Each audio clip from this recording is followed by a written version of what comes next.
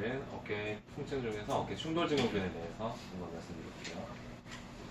어깨 충돌 증후군은 이제 어깨 통증 중에서 가장 흔한 질환 중에 하나인데요.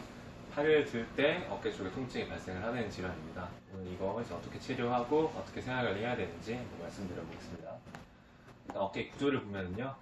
어깨 이제 견갑골이라고 하는 이 날개뼈랑 이제 상완골이랑 이렇게 관절을 이루고 있고 어깨뼈 위쪽으로 견봉이 있고요.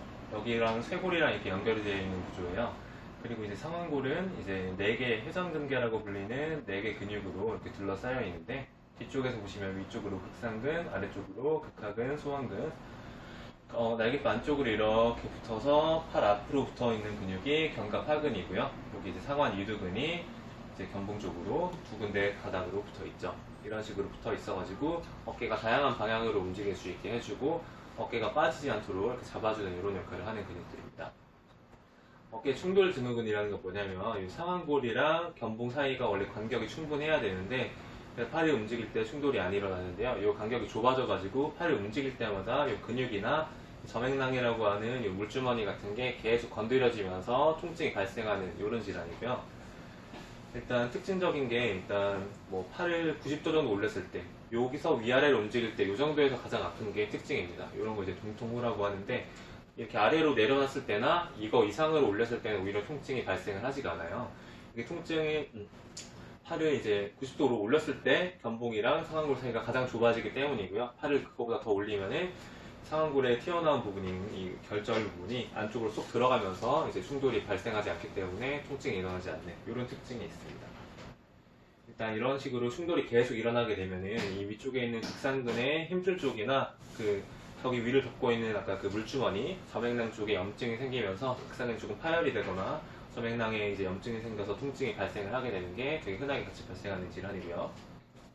엑스레이로 봤을 때는요, 일단 이게 정상적인 어깨 엑스레이인데 견봉이랑 상완골 사이의 간격이 충분하죠. 이럴 때는 이제 팔을 움직일 때 충돌이 발생하지 않게 되는데 충돌 증후군이 있는 분들의 팔을 엑스레이를 찍어보면 이런 식으로 간격이 굉장히 좁게 나와요. 이러면 여기서 근육 같은 게 이런 식으로 계속 찝히면서 통증이 계속 발생을 하면서 심한 경우에는 뭐 힘줄 찢어진다든지 이렇게까지 되는 거고요.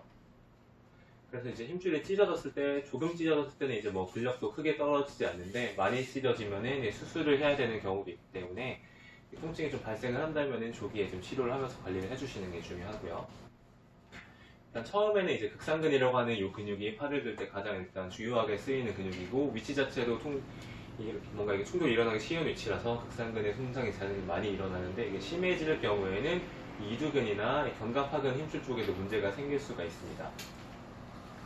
검사는 이제 저항 검사라는 걸 해주는데요. 그 해당 근육에 검사하고자 하는 근육에 인위적으로 힘이 빡 들어가게 만들어주는 거예요.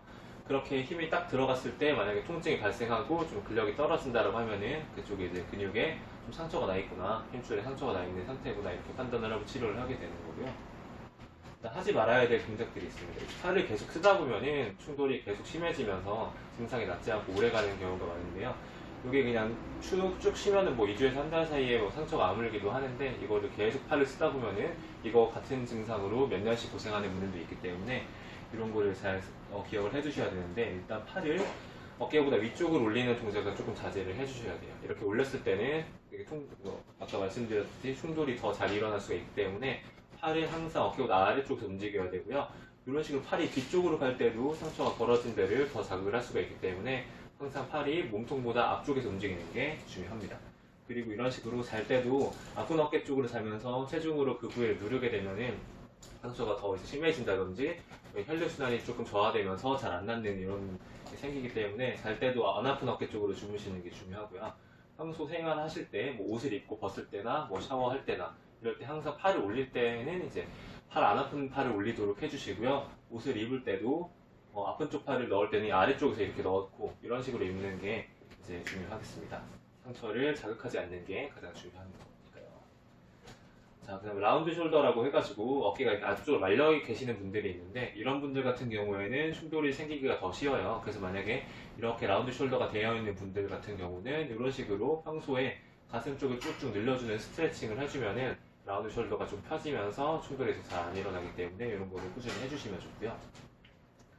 자, 다음으로는 이런 식으로 해가지고 밴드를 이용해서 이 등 뒤쪽 근육을 강화시켜주면은, 이 극하근이나 이쪽을 강화시켜주면은, 극하근 같은 근육이 이 상완골을 아래로 좀 잡아당긴 역할을 해주기 때문에, 이런 근육 강화시켜주면은 상완골이 너무 위로 올라가지 않고, 조금 제자리를 잡기 때문에, 위쪽을 팔 위로 올리는 이런 운동은 자제를 해주셔야 되지만, 이런 운동은 꾸준히 해주시는 게 오히려 좋습니다. 팔을 이런 식으로 움직이는 운동은 최대한 자제해야 되겠죠. 자, 치료는 만약에 이제 어깨 충돌 증후군이 있다고 했을 때 치료는 일단 침으로 어깨 주변 근육들을 먼저 풀어주고요. 근데 근육이 많이 긴장이 되면은 길이가 짧아지면서 두께가 두꺼워지기 때문에 이런 쪽에서 충돌이 더 일어나기가 쉽기 때문에요. 이제 상완골을 위로 잡아당기게 되고 그렇기 때문에 어깨 주변 근육들을 침으로 쫙 풀어주면은 그런 부분이 많이 해소가 되면서 충돌이 일어나지 않고 통증이 순간적으로 없어지게 되는데 만약에 이렇게 힘줄 쪽에 손상이 있다고 했을 때는 이런 식으로 침을 맞고 나서 안 아프네 라고 해서 상처가 나는 건 아니기 때문에 생활관리를 잘 해주셔야 되고요. 다음으로 이제 봉침이라는 걸 사용하는데 봉침이 이제 벌 독을 희석을 한 거예요. 그래서 이제 이 힘줄 쪽에는 보통 이제 혈류 순환이 잘 안 되기 때문에 회복이 더딘 측면이 있기 때문에 봉침을 그쪽에다 놔서 일부러 조금 붓고 가렵게 만들어서 혈류를 평소에 한 5배에서 10배 정도 확 몰리게 해서 치료 반응을 되게 촉진시켜주는 그런 방법입니다.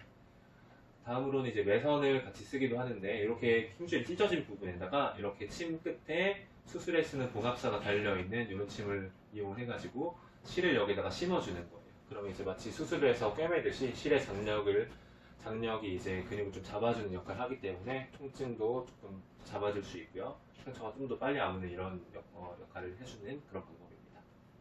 다음으로는 이제 한약을 같이 쓰기도 하는데요. 이때 같은 치료를 해도 이제 회복력이 많이 떨어지신 분들 같은 경우에는 치료에 대한 반응이 없는 경우가 있기 때문에 그런 분들 같은 경우에는 한약을 같이 써주면은 훨씬 더 치료가 빨리 진행이 되겠습니다.